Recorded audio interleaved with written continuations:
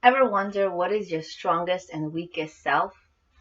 As we grow older, we think we know ourselves better and we try to have, a defined image of ourselves, our strengths, our weaknesses. Yet the Torah has a profound wisdom on how a human being can know what they're all about, and this defines their success. If you want to navigate this world successfully, and we all do, we all want to make it in this world, we will all want to have clarity in this world and live life the best way that you can. If you know what you know about what we will learn in this video, you will have clarity on what is a man's true success. What is a person's true success? Is their success their position? Is their success their worth? What about their weaknesses? Is it their negative traits? And today I'm going to share with you its profound wisdom. Many years ago, when I applied for a teaching position in a school, I was interviewed by a principal. And I sat in the principal's office with some other administrators, assistant principals, and the principal didn't even introduce himself. He didn't even introduce himself. He didn't even say, "Hi, how are you?" None of that. He asked me for my resume immediately. He developed this aura of, I just felt like this principal felt as though he was, he was everything. He was the school. The success of the school was him. And the school was actually a very good school, known for great high academics, wonderful teachers. And so his leadership, he felt like it was all defined by him. It was all him. I felt that aura. And I was really, I didn't like that feeling, but it just shows how sometimes we may get it to our heads that our success is really all of us. But what is our failure? What is our weakness? We learn this in Parshat Bereshit. Parshat Bereshit is the first parsha of the Torah. The Midrash relates that Hashem, our God, challenged the angels in order to assign Hebrew names to all of the animals, but they were unable to do so. Then he commanded Adam to assign names to the animals, which he did with perfect accuracy. Why weren't the angels able to name the animals? I mean, they're angels. They're perfect. They're so close to God. They're always with him. They're always around him. They're perfect. And the reason why they couldn't is we have to have a true appreciation of the Hebrew language. The Hebrew language is so incredibly unique and holy. It's apart from all the other languages. All the other languages associate sounds, and those sounds become a word, and we associate those words with those sounds to mean that object or that thing. So, and eventually over time, this becomes known and becomes a language. With the Hebrew language, each letter, each word has an essence. So if a name is given to someone, then it defines exactly what it is. It defines exactly what it's all about. For example, Adam looked at a dog and he named it Kelev. So Lev comes from the Hebrew word of heart. So, a dog is a man's best friend. Unlike cats like to be by themselves. Dogs are a man's best friend. They're loyal. They like companionship. They are loving and lovable, and they like to be in packs. They like to be with another dog. They like to be with their owner, and they're very loyal and caring, and they're very capable of protection. So the word lev is heart. So they're close to someone's heart. They're able of protection. They're able to be loving and protective. So this is what Adam did. He looked at the animal and he gave it its essence. But this is exactly what it is. There's nothing more to the animal. This is all what it's about. the animal. However, when it came to naming himself, Adam naming himself, he seemed so uninspired. He named himself Adam. And we can wonder why. However, our great sage, the Alter of Slobodka, explains that Adam's choice of name actually shows his greatest insight. Man represents the ultimate paradox in creation. On one hand, he's higher than the angels, right? And on the other hand, he's so painfully human. He's so incredibly frail. How is that so? Adam comes from the word Adama, which means earth. We come from the earth. The human being comes from the earth. But a person has the potential to be so much higher than the angels. The angels couldn't see the essence of a dog, of any animal. Adam was only able to. So he had that power. He had the potential. He was higher than the angels. So we have that potential to be so great, higher than the angels. At the same time, we need to remind ourselves of our frailty, of our weakest self. And our weakest self is at any moment a person can fall down. At any moment, a person can really, I don't like to use the word fail, but make a huge mistake. Why don't I like to use the word fail? Because failure is only an experience to teach us something about ourselves. A person can't always have it going for them. They're going to make mistakes. They're human. But a person who sees themselves as only perfect and only successful, they need to remind themselves that I am only human. No matter how much I've achieved, it's not it. I can fail. I can fall. I can do a misstep. And this shows that I'm not a robot. I'm not superior. I'm only a person. A person can always plunge to rock bottom. So we must remind ourselves of our frailty. So the angels couldn't name the animals. A person, Adam, was able to do it.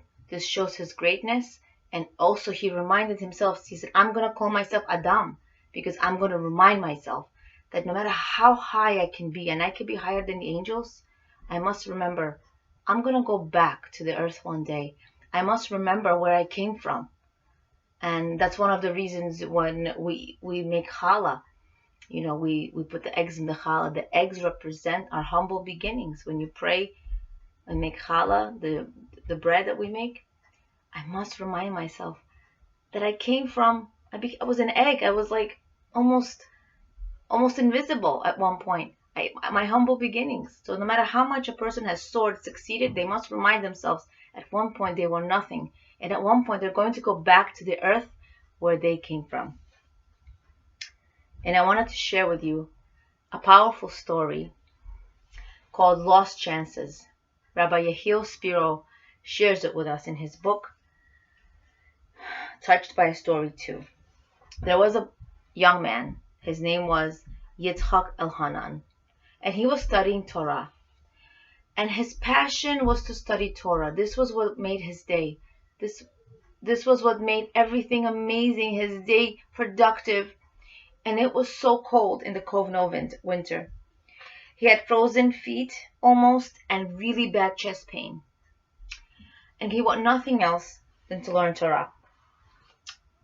This coldness and his inability to wear good warm shoes really disturbed his learning. However, he was looking forward to an event that was happening in the yeshiva that he was learning. There was a young boy named Moshe Lichstein, and the word came out that he was getting married. Now, he was a popular boy. He was popular, very wealthy, and as you know, when people get married, they get a new wardrobe, new shoes, lots of things. And so, we're going to call him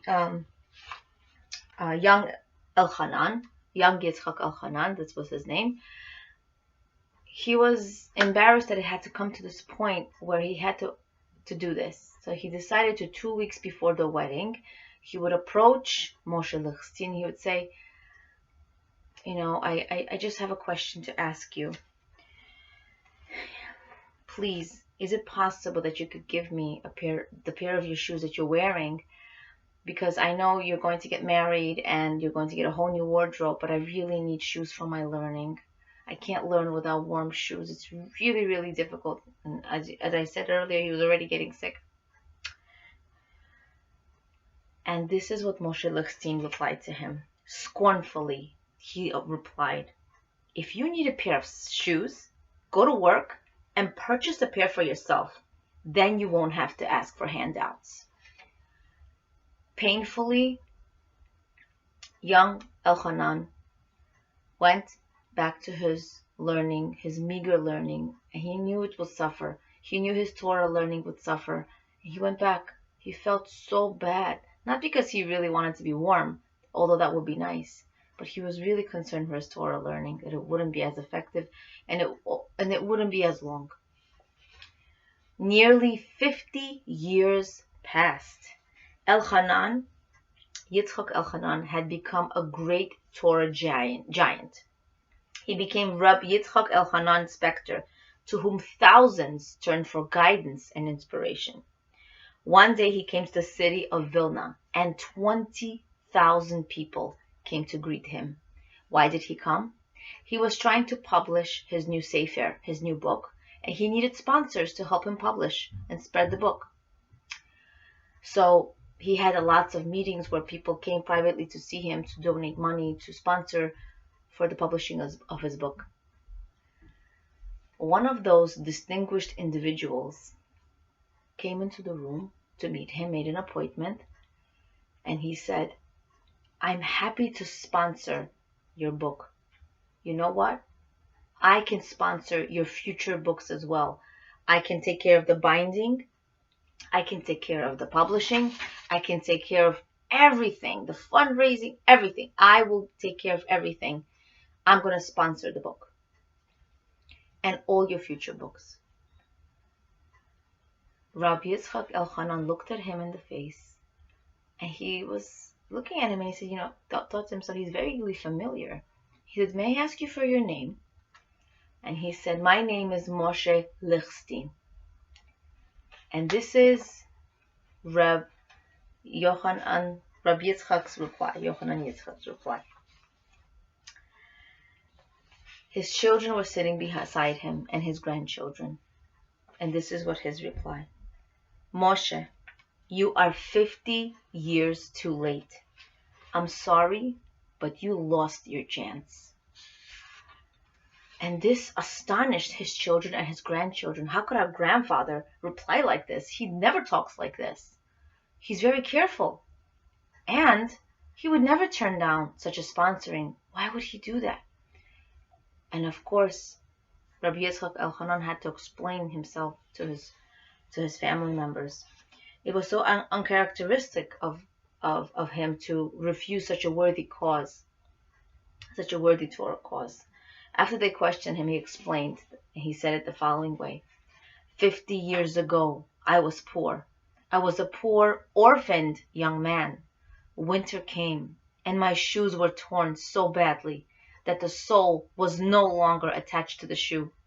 It was impossible for me to walk around without getting sick. And this fellow refused to help.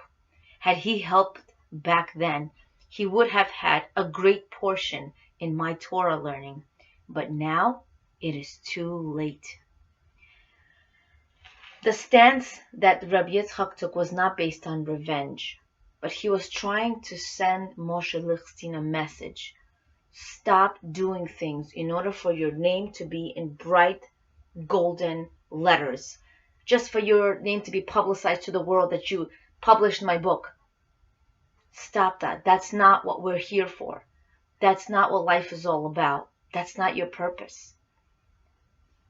So we must take away from, one of the lessons in the story. There's so many lessons in this story, but one of the lessons is knowing your weakest and your strongest self.